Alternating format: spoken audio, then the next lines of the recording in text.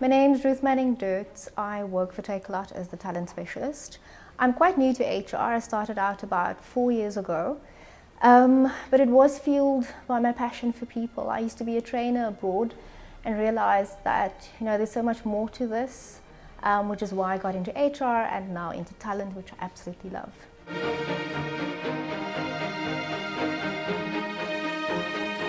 I think that it's quite a diverse and creative field to be in.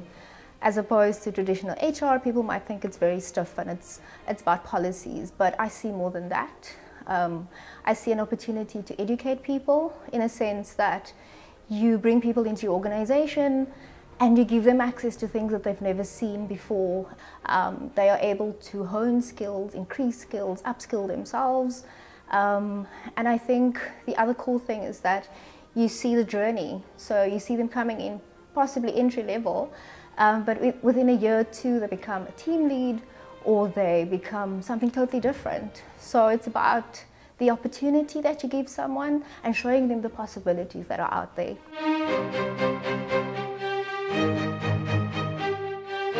So the companies that I've been working in have been very much in a startup sort of phase in terms of HR. And so the questions are a lot about how do we communicate, at what point do we communicate to people, and what does that look like exactly? Who do we get involved? So I think from my perspective, it is as soon as, or even before you interview someone. So it starts with the job ad. It's about trying to figure out what is that, what does it look like, what will the outputs be, and once they come into the organization, it's about constantly chatting, whether it's a buddy or Sherpa program or buddy system. It's making information available to them. And it's about sort of highlighting the effect that their work has on the organization and how they fit into the bigger picture and into the successes. And even when there aren't any successes, it's about just basically showing someone whatever you do, this is the outcome. So whether it be good or bad, and it's about how do we manage that as well.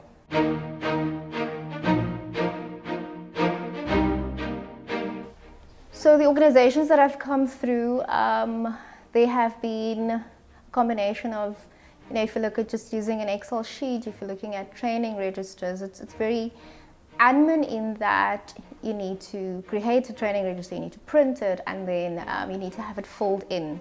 So that's sort of the manual way. But then you obviously very quickly learn from there and you try and either create, a Google sheet or a form for people to collaborate on. So there's no need to print and worry about, okay, I don't have copies of this, and people can just go in and manually put the information there. So it's not really a sheet that gets passed around. That's a simple thing.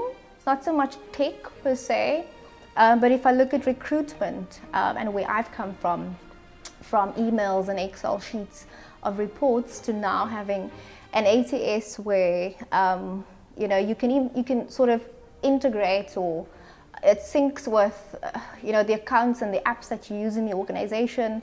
The same with social media. You have your tracking links.